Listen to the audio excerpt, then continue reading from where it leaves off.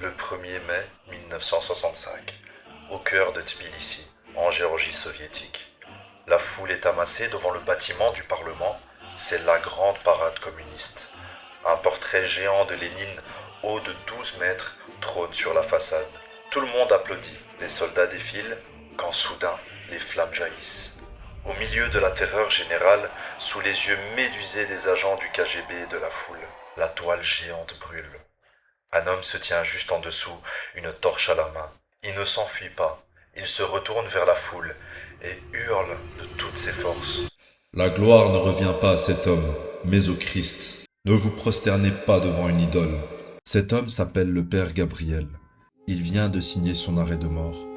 Battu à mort par la foule et arrêté par la police politique, personne ne se doute alors que ce marginal, ce fou, torturé dans les hôpitaux psychiatriques soviétiques, deviendra l'un des plus grands saints et miraculés du XXe siècle. Voici l'histoire incroyable de Saint Gabriel de Géorgie, le saint fou en Christ de notre époque. Petit disclaimer, si je prononce mal les prénoms, veuillez m'en excuser, je ne suis pas géorgien. Reprenons la vidéo. Pour comprendre Gabriel Urgebadze, né en 1929, il faut comprendre le contexte. La Géorgie subit la terreur stalinienne. Les églises sont dynamitées par centaines, les prêtres sont déportés au goulag ou exécutés. Posséder une Bible est un crime passible de la prison. Son père, un cadre communiste fervent, est assassiné alors que Gabriel n'a que 2 ans. Sa mère est une femme pieuse, mais terrifiée par le régime soviétique. À l'âge de 7 ans, le petit Gabriel entend 2 voisins disputer une violente querelle. L'un d'eux crie à l'autre « Tu m'as crucifié comme le Christ !» Intrigué par ce nom qu'il n'a jamais entendu, Gabriel court à l'église du quartier pour demander qui est ce Christ. L'économe lui répond « Achète une Bible et tu sauras ». Pendant des mois, l'enfant économise chaque copec en rendant des services. Quand il réussit enfin à acheter le Nouveau Testament, sa vie bascule. Il apprend l'évangile par cœur, il commence à jeûner, à prier en secret. Sa propre mère, de peur qu'il ne se fasse arrêter par la police politique, jette sa Bible à la poubelle. Gabriel la récupère dans les ordures, la presse contre son cœur et quitte la maison familiale à seulement 12 ans pour errer de monastère en monastère.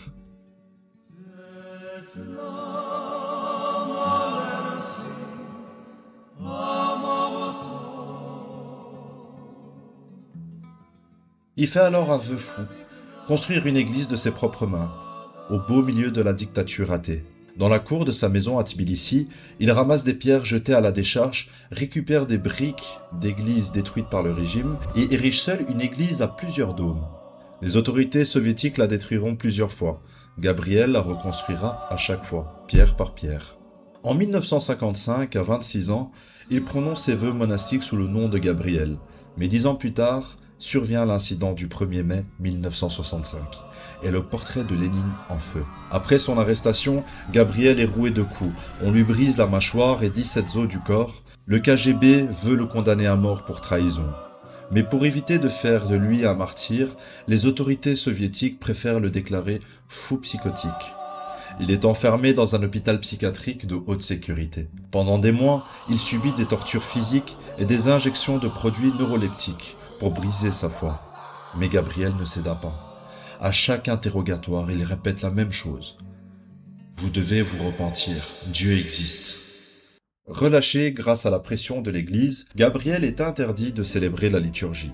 L'Église elle-même, infiltrée et terrorisée par le KGB, se méfie de cet illuminé qui attire les ennuis.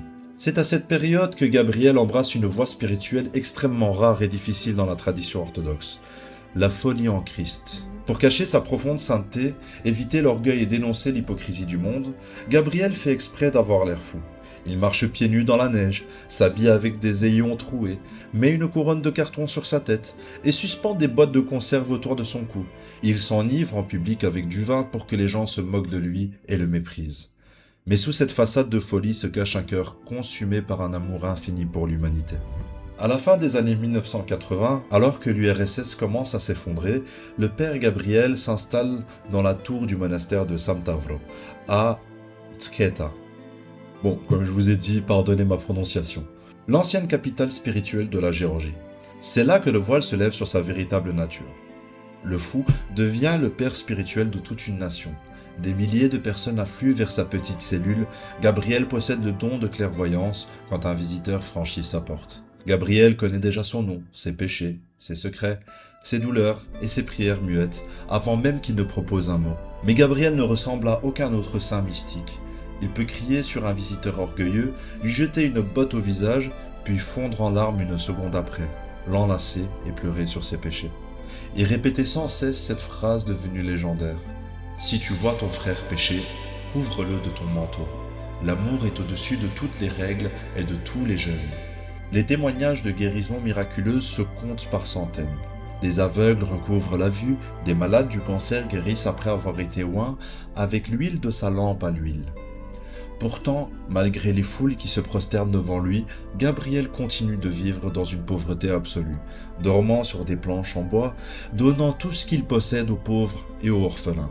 Dans les années 1990, alors que la Géorgie sombre dans la guerre civile et la misère après la chute de l'URSS, le père Gabriel devient le phare d'espoir du peuple. Il prophétise la renaissance de la foi en Géorgie, mais prévient aussi contre la perte des valeurs spirituelles dans le monde moderne. Atteint d'une grave hydropésie et de fractures mal soignées datant de ses tortures par le KGB, Gabriel souffre le martyre à la fin de sa vie. Mais il ne se plaint jamais. Le 2 novembre 1995, à l'âge de 66 ans, le moine Gabriel sent sa fin venir. Il bénit toute la Géorgie, demande pardon à tout le monde et murmure ces dernières paroles. « N'oubliez pas, Dieu est amour. Faites le plus de bien possible pour sauver votre âme. » Selon ses volontés, il est enterré sans cercueil, enveloppé simplement dans une vieille couverture en toile de sac, comme le veut la tradition des simples moines. Ce qui s'est passé après sa mort est du jamais vu dans l'histoire récente de l'Église. Généralement, le processus de canonisation d'un saint prend des décennies, voire des siècles. Mais pour le père Gabriel, la dévotion populaire était si immense et les miracles si nombreux sur sa tombe que l'Église orthodoxe de Géorgie l'a canonisé seulement 17 ans après sa mort, en 2012, sous le nom de Saint Gabriel, confesseur et fou en Christ. En 2014, lorsque sa tombe a été ouverte pour exhumer ses reliques, plus de 100 000 personnes ont attendu pendant des jours sous la pluie et le froid pour s'incliner devant sa dépouille intacte. Aujourd'hui, son image est accrochée dans presque chaque foyer géorgien et son tombeau à Samtavro est un lieu de pèlerinage mondial. L'histoire de Saint Gabriel nous rappelle qu'au milieu de la tyrannie la plus sombre et de la folie des hommes, une seule étincelle d'amour et de foi inébranlable peut éclairer tout un peuple. Si vous avez aimé découvrir la vie de cet homme hors du commun, n'hésitez pas à laisser un pouce bleu, à vous abonner pour d'autres récits historiques et spirituels, et à me dire en commentaire quelle partie de son histoire vous a le plus touché. Prenez soin de vous et on se dit à la prochaine.